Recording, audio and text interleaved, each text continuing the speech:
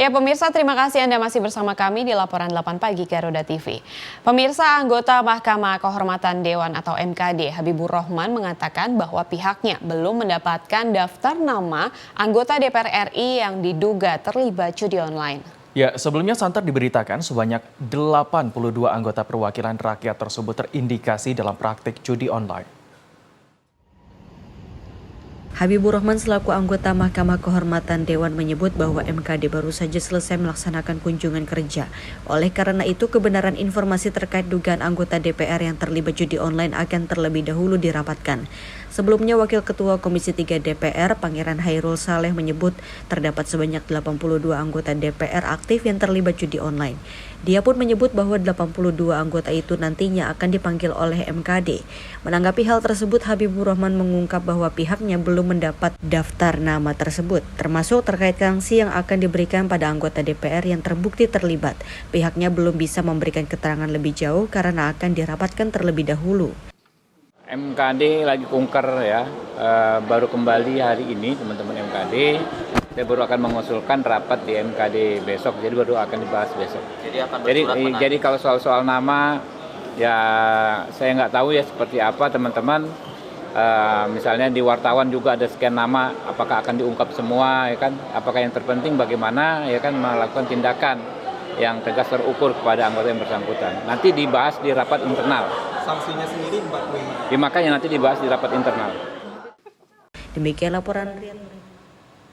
Ya, pemirsa, menanggapi adanya temuan dari Pusat Pelaporan dan Analisis Transaksi Keuangan atau PPATK yang mengungkapkan ada ribuan anggota DPR dan DPRD terlibat judi online. Ketua DPR RI Puan Maharani meminta untuk membuka identitas para pemain judi online di lingkungan parlemen. Ketua DPR RI Puan Maharani meminta kepada Mahkamah Kehormatan Dewan atau MKD untuk membuka identitas para pemain judi online di lingkungan DPR. Menurut Puan, dibuka data para pemain judi online di lingkungan DPR agar tidak ada kesalahpahaman dan tidak terjadi fitnah. Online ini gimana melihatnya Mbak Puan? Ya, kalau memang itu ada, ya sebutin namanya. Sebutin aja langsung gitu ya Mbak Puan. Supaya nggak ada fitnah. Mahkamah Kehormatan Dewan telah menerima laporan dari PPATK mengenai data di lingkungan DPR, termasuk anggota Dewan yang terlibat judi online. Demikian laporan di Torosito, Garuda TV.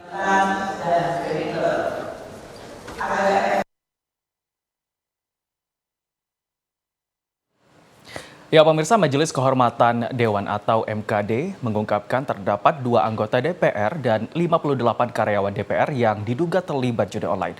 Namun ketiga ketua MKD, Adang Darajatun, belum dapat membeberkan nama-nama kedua anggota DPR tersebut. Sementara Ketua DPR, Puan Maharani, meminta kedua nama tersebut disebutkan saja ke publik.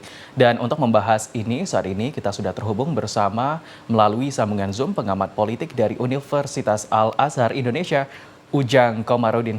Selamat pagi Kang Ujang Komarudin. Selamat pagi Bang Habib. Ya, terima kasih sudah bergabung bersama kami di pagi hari ini, Kang. Ya, siap, sama-sama. Ya. Kang, ini kita terkait dengan informasi yang juga kita paparkan sebelumnya terkait dengan judi online yang melibatkan anggota DPR RI ini.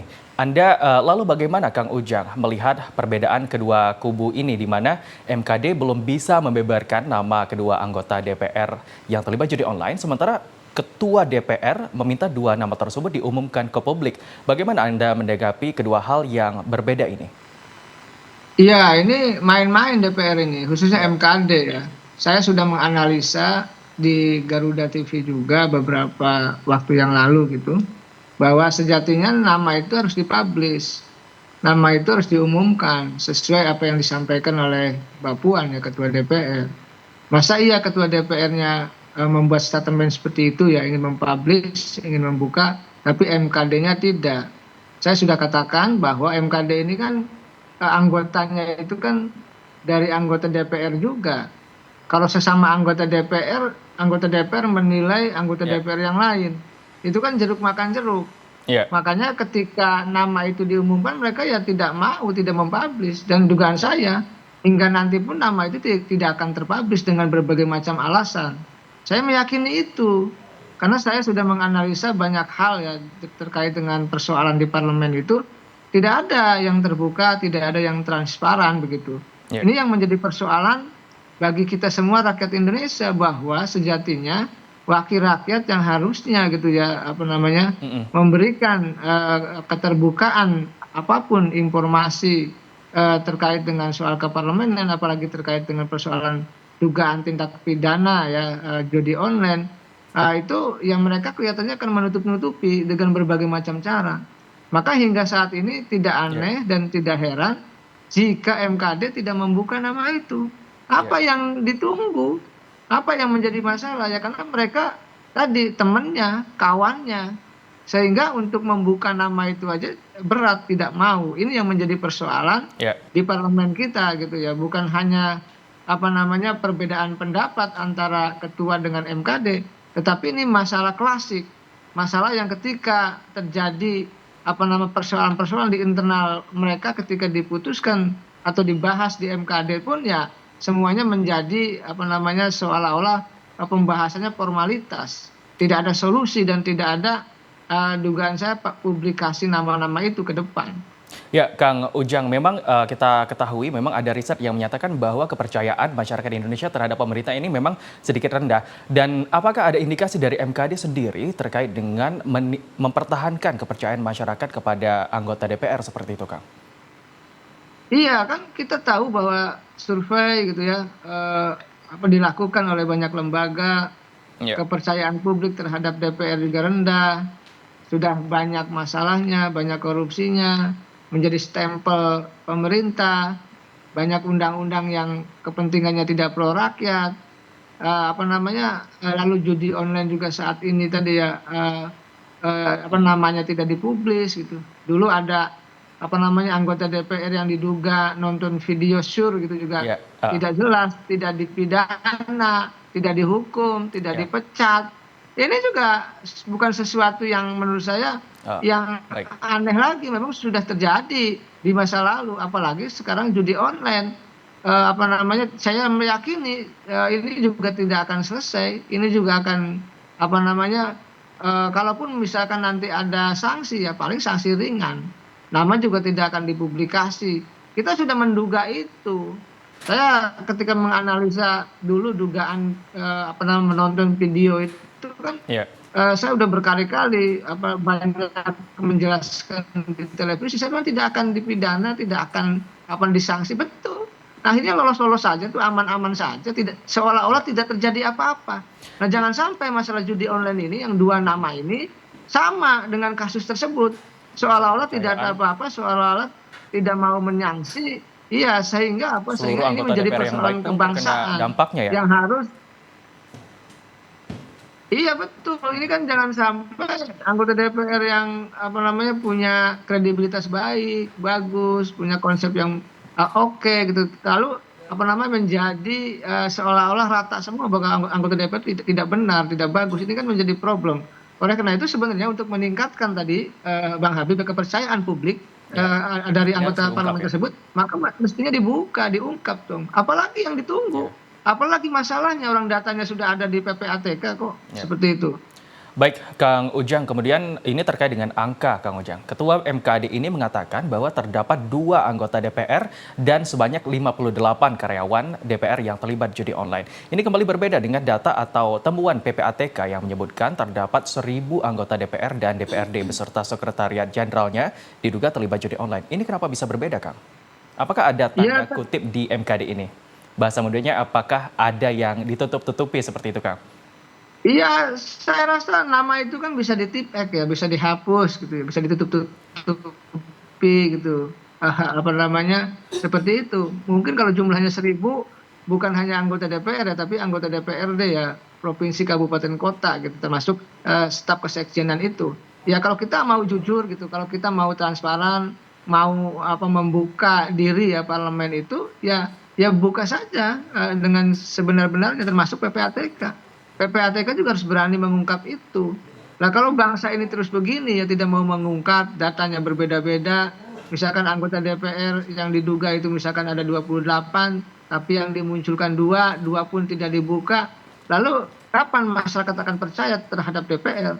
Kapan publik akan senang kepada parlemen? Oleh karena itu sejatinya ini momentum akhir masa jabatan mereka ya untuk katakanlah husnul khotimah ya, agar mereka mengakhiri masa jabatannya dengan baik begitu. Ketika kasus ini tidak dibuka, ini menjadi catatan sejarah yang buruk bagi anggota parlemen, bagi DPR, sehingga kalau ada oknum tadi yang anggota DPR yang melakukan judi online tidak diungkap, ini menjadi sebuah catatan sejarah bagi publik bahwa mereka memang tidak mau transparan, bahwa mereka menutup-nutupi persoalan-persoalan kasus-kasus mereka itu. Oleh karena itu saya mengusulkan ke depannya terkait dengan MKD. MKD juga mestinya kalau mau terbuka, kalau mau jujur gitu, maka anggotanya itu harus dari pihak luar juga harus ada. Misalkan dari akademisi gitu ya, mana yang punya integritas, agar penilaian terkait dengan standar etika anggota DPR bukan hanya dilakukan oleh anggota DPR sendiri. Karena saya dulu pernah menjadi staf khusus ketua DPR ya, pernah diceritakan oleh salah satu pimpinan MKD dulu. Saya tidak ceritakan tokohnya ya. Mereka mengatakan bahwa kalau kasus-kasus di MKD itu ya bergaining. Misalkan partai tertentu punya masalah anggotanya, partai lain juga punya. Ya ketika sudah menjadi di situ di MKD, mereka saling tawar-menawar, saling menutup-nutupi, saling bergaining. Jadi tidak aneh dan tidak heran kalau katakanlah 2 nama pun tidak dipublish, apalagi banyak nama gitu. Oleh karena itu ini sebenarnya menjadi persekongkolan yang nyata ya. Sudah menjadi sebuah sistem ya, Kang ya. Sistem yang rusak di DPR, sehingga ya mereka tidak berani mengungkap. Kalau mau jujur, kalau mau berani, kalau kita mau membangun bangsa yang bersih, ya ungkap itu. Apa susahnya sih membangun kejujuran, mengungkap kebenaran. Nah ini sebenarnya di sistem yang rusak, ya di di figur-figur yang kotor gitu ya, sehingga kasus-kasus yang sebenarnya yang diminta publik untuk dipublish pun mereka tidak berani. Ini catatan sejarah kelam bagi parlemen kita yang tidak mau mengungkap persoalan-persoalan yang mengenai anggota mereka begitu. Ya, Kang Ujang, ini terkait dengan sanksi. Jikapun nanti transparansi itu benar dilakukan, artinya 2 nama itu diungkap, artinya mereka akan mendapatkan sanksi sosial begitu ya, Kang ya. Akan tetapi secara formal ataupun secara hukum menurut Kang Ujang, bagaimana sanksi yang tepat terhadap pelaku judi online di lingkungan DPR ini? Ya kan sanksinya kan ada ringan gitu ya, dan katakanlah yang paling tinggi ada sanksi berat gitu. Cuma persoalannya menurut hemat saya tadi kan ada bergaining, ada deal politik, ya bisa juga ringan. Kalau menurut hemat saya ini kan pidana yang kalau judi online kan tidak ringan ya, maka sanksinya mestinya harus berat. Jadi bukan hanya sanksi sosial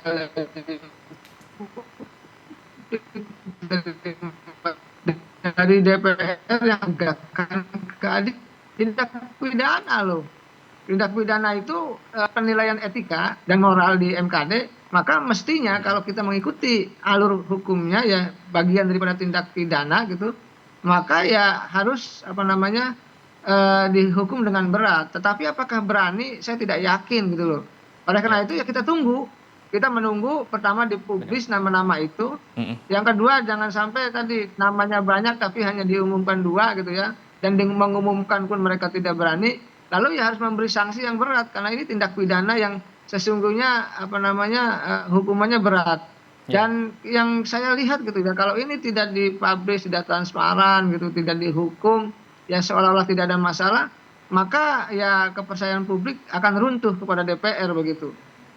Ya, Kang Ujang, terkait dengan diskusi kita sebelumnya, kita menyatakan bahwa ini sudah menjadi sistem yang rusak. Artinya memang ada indikasi hal ini ditutup-tutupi. Kemudian Anda menilai bahwa ke depannya bagaimana ini akan berlanjut. Sedangkan Anda menjelaskan tadi bahwa ada juga kasus bahwa anggota DPR ini menonton video syur seperti itu. Dan Anda melihat kasus ini ke depannya bagaimana, Kang? Ya sebenarnya kalau ininya kasusnya menjadi perhatian publik ya, menjadi respon yang besar dari masyarakat Indonesia, ada dorongan publik, maka bisa diungkap. Tetapi saya tidak yakin kalau mereka itu tadi bisa mengungkap itu. Kalau betul-betul mempublish berarti ada keberanian dari MKD. Tapi kemarin saja ketua MPR aja dihukum dengan ringan kan, disanksi dengan ringan gitu. Ya oleh karena itu standar etika bagi anggota DPR kan mereka tidak peduli. Tadi video sur juga nggak disanksi, ya tidak pernah dipecat, itu nyata gitu ya. Ya. Sekarang judi online pun nyata, datanya ada, orangnya ada gitu ya, transaksinya juga ada, tapi dugaan kita juga ke arah yang sama, tidak akan diberi sanksi yang berat dan tidak akan dipecat. Nah kalau ini terjadi, maka mohon maaf gitu, jangan salahkan rakyat yang memang tidak percaya lagi kepada anggota parlemen. Padahal tadi ini mengganggu ya, banyak anggota parlemen yang baik, yang bagus gitu, yang cerdas, ini terganggu, ini tertutup kebaikannya karena ada oknum anggota DPR yang melakukan tindak pidana itu. Jadi saya melihat ini catatan kita ya, mengevaluasi anggota parlemen kita yang terkena tindak pidana itu. Ini nggak main-main ya, mereka kan menjadi pejabat, menjadi teladan, harusnya menjadi standar moral bagi publik, bagi rakyat, tetapi kok mereka melakukan tindakan pidana itu, mestinya hukumannya berat begitu. Ya, baik Kang Ujang, terlepas dari itu semua kita harapkan semoga dengan adanya kasus ini dapat diusut tuntas oleh pemerintah dan juga pihak berwajib agar nantinya menjadi contoh bagi masyarakat di Indonesia juga ya Kang. Kang Ujang, dikarenakan keterbatasan waktu kita harus akhiri dialog kita pada kali ini. Terima kasih sudah bergabung di Garuda TV. Selamat beraktivitas Kang.